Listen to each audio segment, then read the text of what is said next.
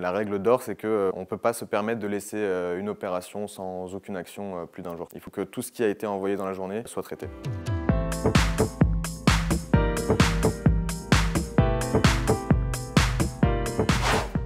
J'ai fait un bachelor et un master en finance.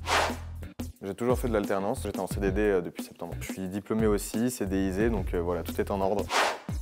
On est un middle office externalisé. On est plus un middle office de société de gestion ou de fonds d'investissement. On propose en fait trois prestations de services d'investissement à nos clients. La première, c'est un contrôle sur les flux. La seconde, ça va être un contrôle sur le trade en lui-même. Et la dernière, ça va être un contrôle sur les positions avec du coup un reporting derrière. Être un middle officer au trade management, eh bien c'est être un petit peu au milieu de la chaîne. Lorsque un client, une société de gestion ou un client institutionnel va passer des ordres sur les marchés, à partir du moment où l'ordre a été négocié, on intervient dans la réconciliation. C'est-à-dire qu'entre ce que le trader demande et ce que le broker propose, on fait en sorte que le client obtient bien ce qu'il a demandé. Donc je contrôle tous les détails financiers essentiels des opérations sur le marché. Principalement le Forex en fait, comme actif employé le plus souvent, puisque les clients ils gèrent beaucoup d'actions et quand ils ont par exemple des actions à payer dans d'autres pays, ils vont les payer en d'autres devises et forcément ils font du Forex. On est une équipe dite FTS pour le Follow the Sun, c'est-à-dire qu'on fait une prestation 24 heures sur 24. On a 3 équipes qui tournent, on a une équipe à Paris, une équipe à Hong Kong et une équipe à Toronto. C'est notre jargon. Les mots qu'on emploie, ça va être voilà, le matching, on va chaser les brokers, on va envoyer des messages Swift.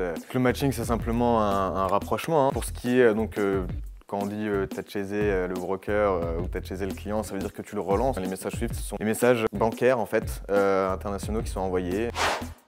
C'est plutôt blotter chez nous. Ceux qui se servent de Bloomberg, ils sont plutôt de l'autre côté. Donc ça va être soit les brokers, soit les clients pour voir les prix. Nous, on a sur un blotter toutes les opérations qui arrivent et le but, c'est d'avoir un blotter qui soit propre. Anglais. Excel et VBA.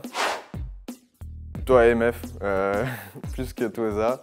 L'AMF, c'est quelque chose d'obligatoire, hein. C'est pas pareil. L'AMF, à partir du moment où on veut être acteur sur les marchés financiers, on est quasiment obligé de passer son AMF.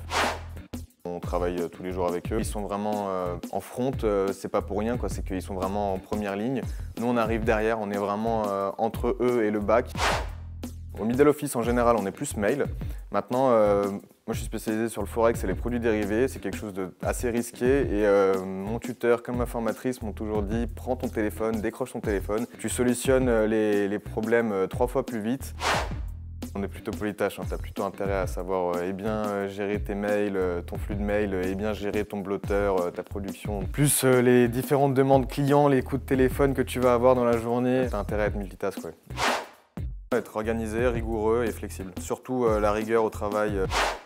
Il faut qu'on soit capable, en tout cas, d'absorber cette charge de travail sans flancher. On est les deux.